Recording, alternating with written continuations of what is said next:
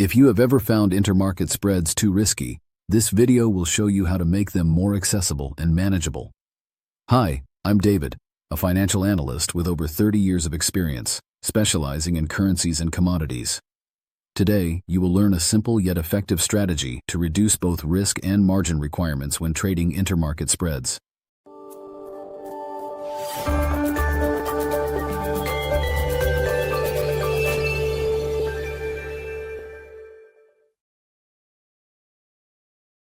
In this second part of the video on multi-leg spreads, I will show you how it's possible to reduce both risk and the margin required by the broker for an intermarket or inter-exchange spread. It's well known that intramarket spreads are easier to trade, as you are both long and short on the same commodity. As a result, except during periods of high volatility, they tend to be less risky and require lower margins. Always remember that the margin required by your broker serves as a sort of risk gauge for a spread. The lower the margin, the less risky the spread is perceived to be. The higher the margin, the greater the risk. Intermarket spreads, on the other hand, are built using two different but correlated commodities. This increases the risk of the trade. If corn rises, wheat will not necessarily follow, even though both are grains. For this reason, many intermarket spreads are heavier, riskier, and have higher margins, making them unsuitable for many portfolios.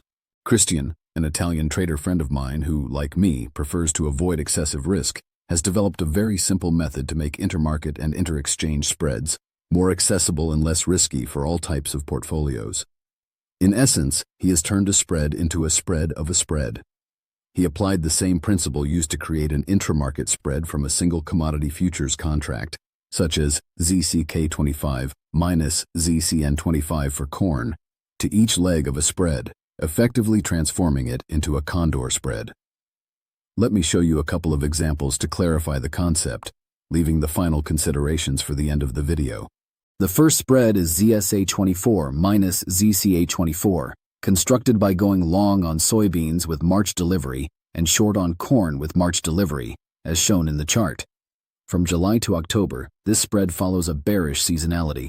However, the 15-year seasonal pattern, in green, has been affected by the past few years, during which seasonality has not played out as expected.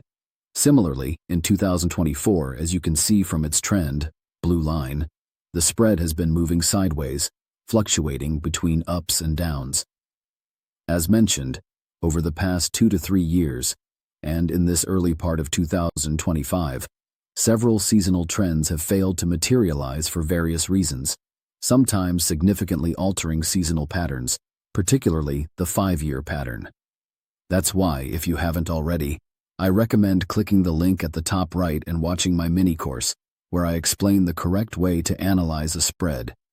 Going back to the spread, the margin required by my broker at the time of this video is $2,750. Let's take this a step further with a variation that enhances seasonality alignment and risk control. Take a look at this spread, ZSH24 minus ZSK24 minus ZCH24 plus ZCK24.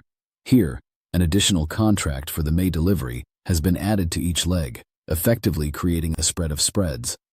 As you can see from the chart, the 15-year seasonal pattern is much smoother and more consistently bearish. This indicates that seasonality has been more reliable over the years compared to the intermarket spread. Moreover, the bearish seasonality extends for about a month longer. The margin required by my broker for this spread is $1,400. Before moving on to the next example, one important point to clarify. Not all brokers accept these condor spread variations, as they are often considered non-guaranteed. However, there is a simple workaround. The spread ZCK24 minus ZCN24 minus ZWK24 plus ZWN24 can be split into two separate positions. Spread 1, ZCK24 minus ZCN24. Spread 2, minus ZWK24 plus ZWN24.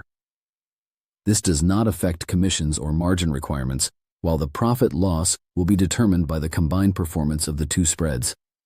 As you can see, nothing too complicated. Here's a second example with the inter-exchange spread, KEK25 minus ZWN25, which is constructed by going long on Kansas City wheat with May delivery and short on Chicago wheat with July delivery. From the chart, you can see that this spread has a bearish seasonality from September to December. However, last year, it moved sideways in a rather choppy manner. The margin required by my broker is $1,240. Now here's a variation of the spread. KEK 25 minus KEN 25 minus WN 25 plus ZWU 25. Since the legs of the inter-exchange spread have different delivery months, I use the next available contract for each leg. The chart shows a much stronger alignment with seasonality.